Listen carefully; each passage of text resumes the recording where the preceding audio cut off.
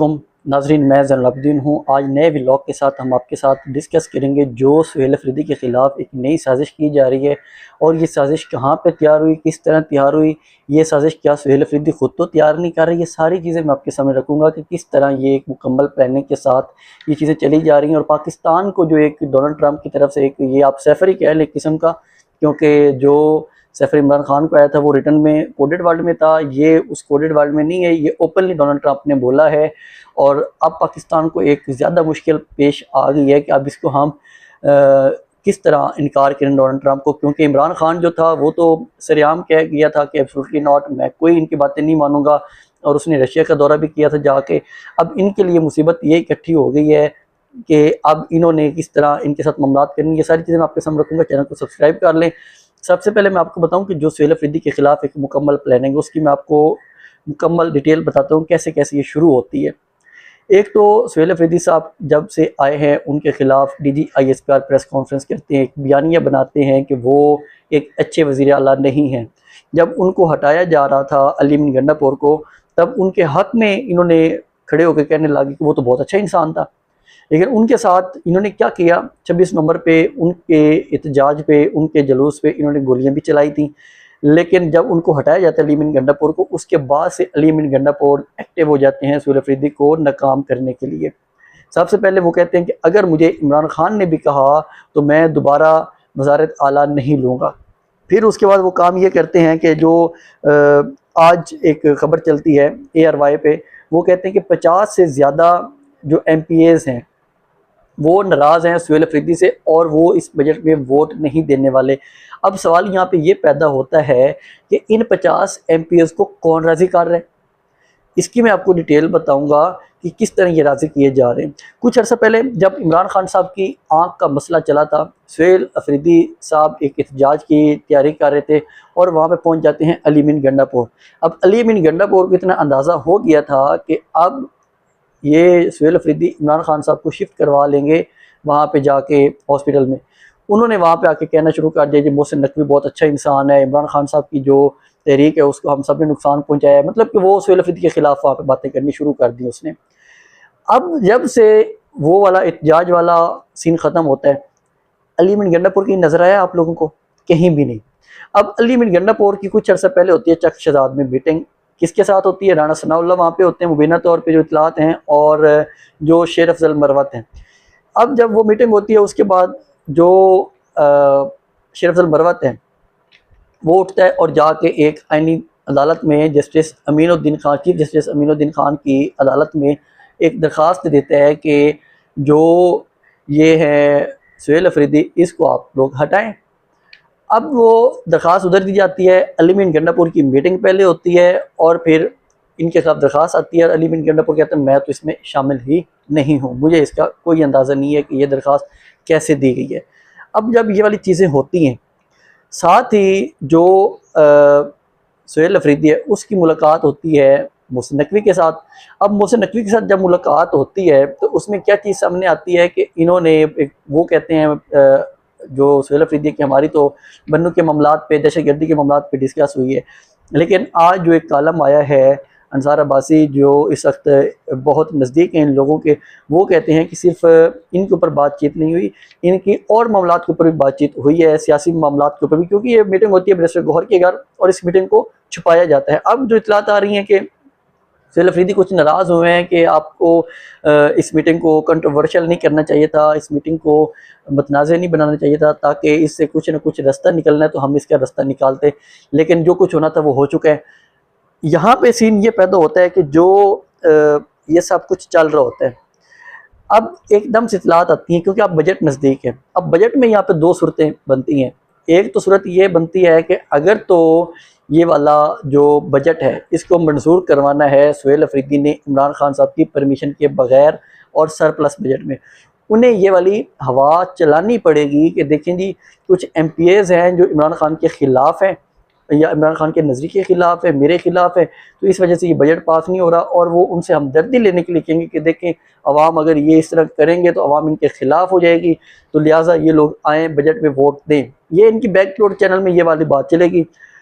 अगर दूसरी साइड पे देखा जाए तो दूसरा पॉइंट ऑफ व्यू है वो ये है कि जो गंडापुर ग्रुप है वो ये चाहेगा कि अब जो बजट है ये मंजूर ना हो।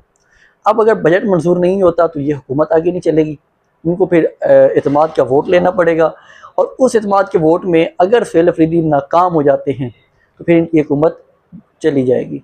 तो ये वाली जो एक प्लानिंग है, अब इन दोनों जगहों पे देख लें, एक प्लानिंग ये कर सकते हैं सुहेल अफरीदी खुद, और दूसरी प्लानिंग कर सकते हैं जो ये है मतलब कि एस्टेब्लिशमेंट को कह लें आप, अलीमीन गंडापुर, वो उनके ही आप बने हुए हैं, ये लोग मिलकर एक प्लानिंग कर सकते हैं।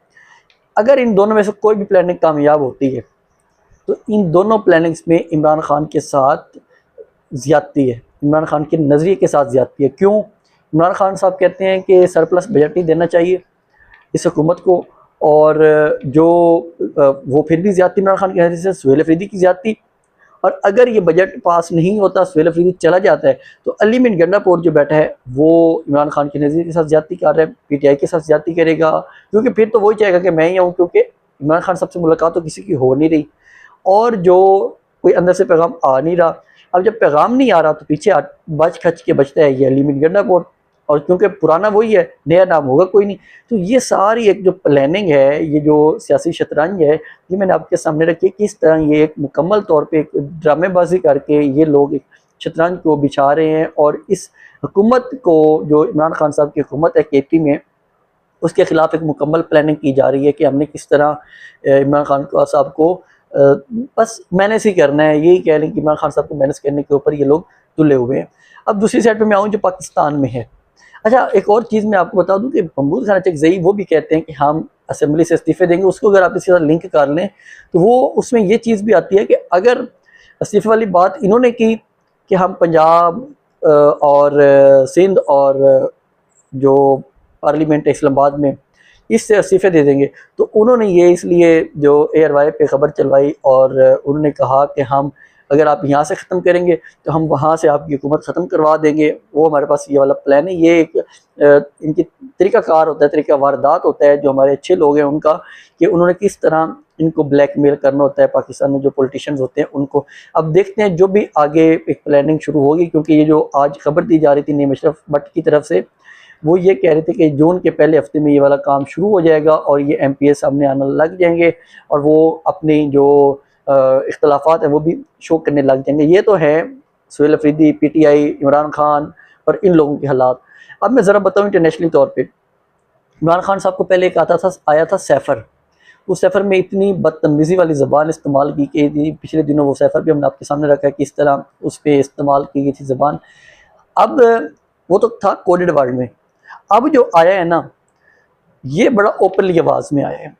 डोनाल्ड ट्रंप ने ट्वीट करके पूरी दुनिया को बता दिया कि देखें, आप लोगों ने हमारे साथ काम करना है तो आप ये काम करें, नहीं करना तो फिर हम आपको सीधा करने के लिए आगे, मतलब कि आपके ख़िलाफ़ होने जा रहे हैं। क्योंकि जो पाकिस्तान है ये ईरान की डील करवाने में पेश थे। उनके favourite field marshal Asim Munir साहब डोनाल्ड ट्रंप के, और शहबाज शरीफ साहब, ये दोनों उसमें लगे हुए थे कि हम लोग डील करवा रहे हैं। अब यहाँ पर सवाल ये पैदा होता है, जो डोनाल्ड ट्रंप ने बोल दिया कि आप लोग तस्लीम करें इसराइल को। अगर ये इसराइल को तस्लीम करते हैं तो उसके ख़िलाफ़ रिएक्शन आना शुरू हो गया पाकिस्तान के अंदर से। तहरीक तहफ़्फ़ुज़ आइन पाकिस्तान का भी एक इलामिया आया है, वो ये कहते हैं कि हम ये जो एक मुतालबा किया गया है कि आप इसराइल को साथ अटैच करें, इसलिए इसराइल को तस्लीम करें, अब्राहम अकॉर्ड में जाएं, तो ये बिल्कुल नाजायज़ एक मुतालबा है। क्योंकि जो फ़लस्तीन है वहाँ पे जो जुल्म किया जा रहा है इसराइल की जानिब से गज़ा के मुसलमानों के ऊपर, वो इतना वहशतनाक जो जुल्म है, इंसान बता नहीं सकता कि इन्होंने कितना जुल्म किया है। 50,000 से ज़्यादा इन्होंने बच्चे और औरतें शहीद कर दिए हैं इसराइल ने, इस नेतन्याहू ने। और अब ये जो अगर ये अब्राहम अकॉर्ड में जाते हैं तो पाकिस्तान से जो एक रिएक्शन आएगा वो इस हुकूमत को, और ये जो एक फेवरेट हैं डोनाल्ड ट्रंप के, उनको बहुत सख्ती से फेस करना पड़ेगा। ये तो गोलियां चलाने में तो माहिर हैं, इनका काम ही गोलियां चलाना है, क्योंकि इनको ट्रेनिंग यही दी जाती है। इनको बॉर्डरों पे खड़ा होने के लिए टैक्स दिया जाता है, तनख्वाह दी जाती है कि आप लोग गोलियां चलाएं, दुश्मन को पाकिस्तान के अंदर सरगर्मियाँ ना करने दें। लेकिन वो फिर भी दुश्मन कामयाब हो जाता है तो वो दुश्मन कुछ तेज़ ही कह लें, क्योंकि इतने बड़े बड़े वाक़यात वो कर लेता है। मज़ीद मैं आपको ये बताऊँ, बहरहाल एक जो हाफ़िज़ नईम उर रहमान है, चाबी वाले खिलौने, वो भी, उनको भी चाबी लग गई है। वो भी कहते हैं कि देखिए जी, ये हम ये वाला काम कभी नहीं होने देंगे, हम बिल्कुल तस्लीम नहीं करेंगे। अच्छा, ये तब होता है ये उनको दिखाने के लिए, कि उनको ये दिखाने के देखिए पाकिस्तान में हमारे ख़िलाफ़ कितनी एक रेजिस्टेंस पाई जा रही है, लेकिन फिर भी हम आपके साथ खड़े हैं। आपके जो बोर्ड ऑफ पीस है, हम उसमें बैठे हुए हैं, और मज़ीद आप हमारे ऊपर प्रेशर या बर्डन ना डालें। और अगर ये वाला काम होता है, ये लोग मान जाते हैं इब्राहिमी मुआहदे को, अच्छा इसमें होगा क्या? क्या पाकिस्तान में जो ये यहूदी सफारत खाना खोलेंगे, तो ये लोग सेफ़ रह सकेंगे? यहूदी कोई यहाँ पे तस्लीम करेगा? अगर ये 2-3 लोग बैठ के फैसला कर दें, तो एक यकीनी बात है, क्योंकि जो आर्मी में लोग हैं वो ख़ुद भी नहीं चाहते कि इसराइल को तस्लीम किया जाए। अगर ये लोग तस्लीम करेंगे तो इनके लिए भी बहुत ख़तरनाक सिचुएशन हो जाएगी, कि इनको अपने इदारे में से फेवरेट साहब को फील करने पड़ेगी हीट, जो इदारे से आएगी हीट। शहबाज शरीफ साहब है, वो तो अवाम में निकल नहीं सकेंगे, ना पहले निकलते हैं ना अब निकल सकेंगे। और जो यहाँ पे इनकी हुकूमत है उसके ख़िलाफ़ बहुत ज़्यादा इनको सख्ती करनी पड़ेगी। अवाम इस बुनियाद के ऊपर बिल्कुल यकजा है। ये इनकी गलतफहमी है कि हम कुछ इस किस्म के मुआहदे करके तो हम आराम से आके यहाँ पे हैप्पी बर्थडे टू यू करते रहेंगे और अपने इंजॉय करते रहेंगे, ये कुछ नहीं कर सकेंगे। दूसरी साइड पे मैं आपको कतर का थोड़ा सा बता दूं कि कतर में जो एक मीटिंग होती है, ईरानी स्पीकर भी वहाँ पे जाते हैं। तो कतर ने एक बड़ी ज़बरदस्त पेशकश की है। उसने कहा है कि हम जैसे ये मुआहदा होगा तो हम 12 अरब डॉलर का जो एक कर्ज़ है उसकी अदायगी में मदद करेंगे, और ये इंसानी हकूक़ की बुनियाद पे हम ईरान के फ़ौरन से रिलीज़ कर देंगे। तो इस तरह की जो कतर से भी इतलात आ रही हैं, पूरी दुनिया एक यकजा है ईरान के मामले के ऊपर। अब अगर कतर, पाकिस्तान और सऊदी अरब ये वाले मुल्क अब्राहम अकॉर्ड में जाते हैं तो बहुत नुकसान है मुस्लिम ममालिक के लिए, और बहुत फ़ायदा है यूरोपी और इसराइलियों के लिए। बाकी भी मज़ीद अपडेट्स सऊदी अरब के हवाले से भी काफ़ी ज़्यादा है, वो मैं आपके साथ नेक्स्ट ब्लॉग में शेयर करूँगा। इसके साथ मुझे इजाज़त दें। अल्लाह हाफ़िज़।